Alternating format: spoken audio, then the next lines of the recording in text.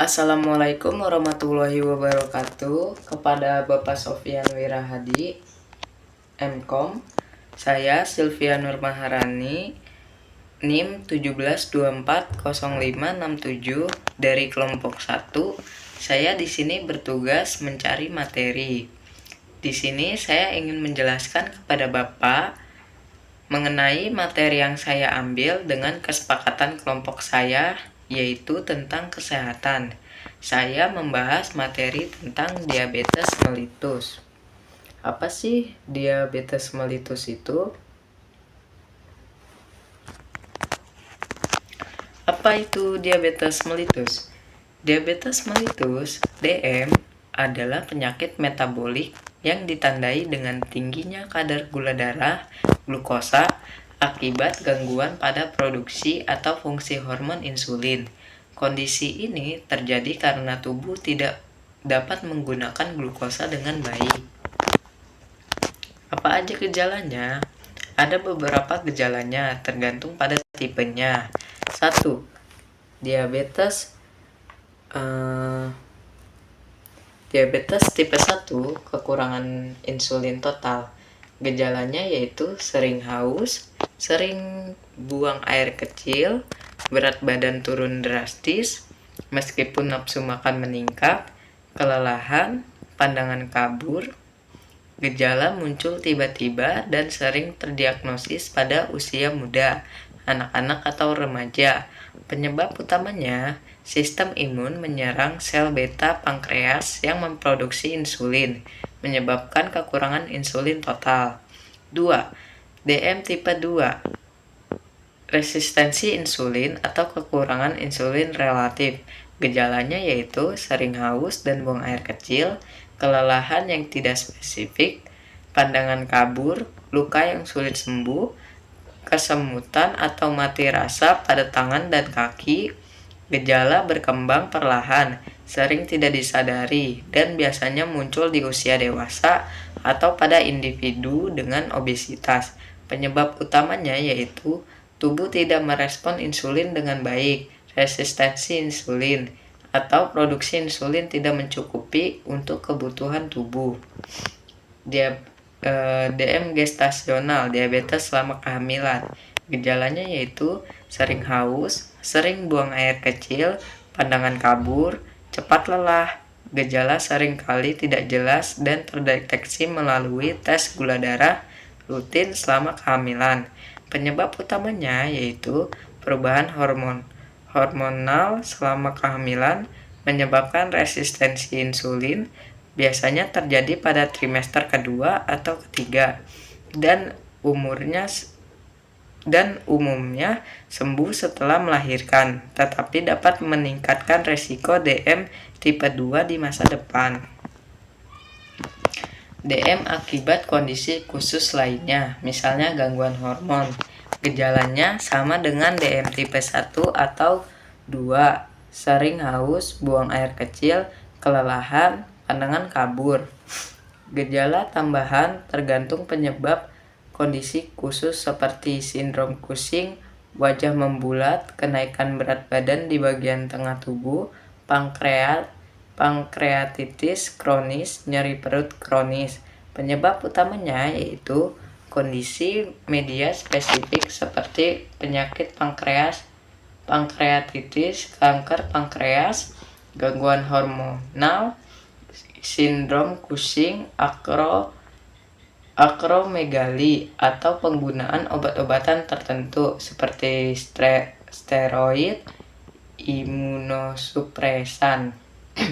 Perbedaan utamanya yaitu awal gejalanya untuk DM tipe 1 ini tiba-tiba, DM tipe 2 itu secara perlahan, DM gestasional ini selama kehamilan, DM kondisi khusus ini tergantung kondisi penyebabnya. Usia terkenanya itu kalau DM tipe 1 anak-anak atau remaja, DM tipe 2 ini dewasa usianya lebih dari 40 tahun. DM gestasional ini selama kehamilan, trimester kedua atau ketiga. DM kondisi khusus itu terkenanya bisa ke semua usia. Perbedaan utama lainnya itu penyebab DM tipe 1 autoimun, kerusakan pankreas. DM tipe 2 resistensi insulin. DM gestasional ini perubahan hormon kehamilan. DM kondisi khusus ini penyakit atau obat tertentu. Pengobatan utamanya yaitu DM tipe 1 itu pakai insulin. DM tipe 2 obat oral atau insulin. DM gestasional ini melalui diet atau insulin jika perlu. DM kondisi khusus ini sesuai penyebabnya plus pengobatan diabetesnya. Jika tidak dikelola dengan baik, diabetes mellitus dapat menyebabkan komplikasi serius seperti kerusakan pembuluh darah, syaraf, mata, dan juga ginjal. Sekian materi yang saya sampaikan tentang penyakit diabetes mellitus. Untuk slide selanjutnya akan dijelaskan oleh rekan saya. Assalamualaikum warahmatullahi wabarakatuh. Saya Rehan Rismana, salah satu perwakilan dari kelompok 1 Project Based Learning Dasar Pemrograman.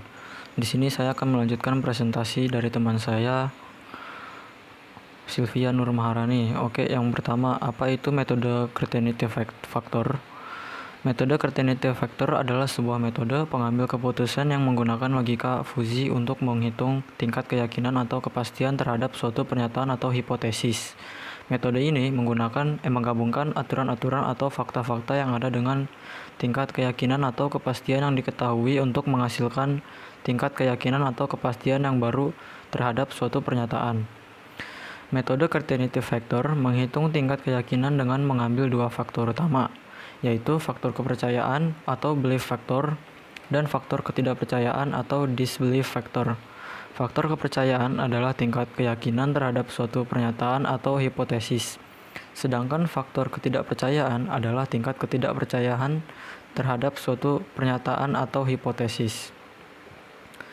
Oke, selanjutnya metode Certainty Factor sering digunakan dalam sistem pakar atau kecerdasan buatan untuk membantu pengambilan keputusan, terutama di dalam situasi di mana terdapat ketidakpastian atau ketidakjelasan mengenai informasi yang diberikan.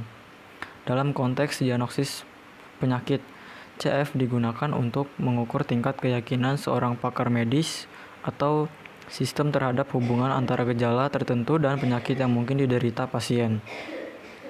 Nah, mengapa harus menggunakan Certainty Factor? Karena ada beberapa alasan utama, yaitu CF memungkinkan penanganan ketidakpastian dengan memberikan nilai keyakinan berdasarkan data atau pengalaman medis.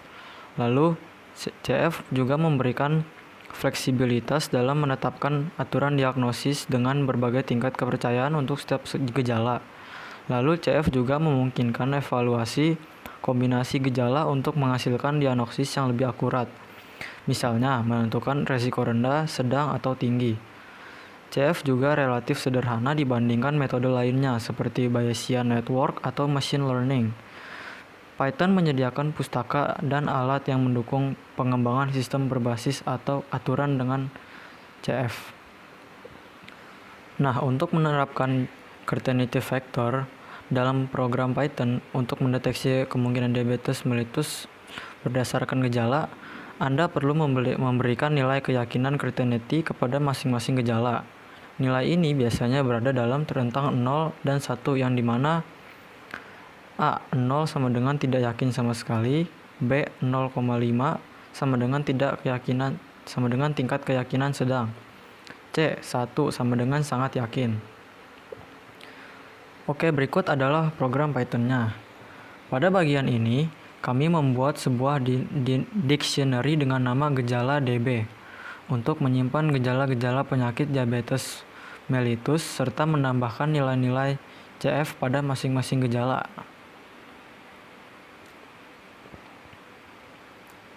Nah, untuk di bagian ini, kami membuat aturan kombinasi. Kombinasi ini membantu meningkatkan akurasi diagnosis jika beberapa gejala terjadi bersamaan.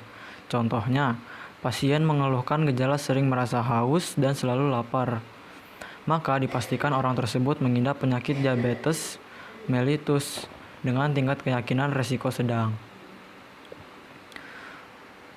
Untuk pada gambar program Python di samping, kami membuat function hitung CF. Function tersebut berfungsi untuk menghitung tingkat kepastian diagnosa berdasarkan CF gejala individu dan CF kombinasi gejala. Function diagnosa diabetes berfungsi untuk menampilkan gejala-gejala yang ada di variabel gejala DB dan meminta input kepada user yes or no. Jika user menjawab Y, maka gejala tersebut ke list gejala positif. Interpretasi hasil.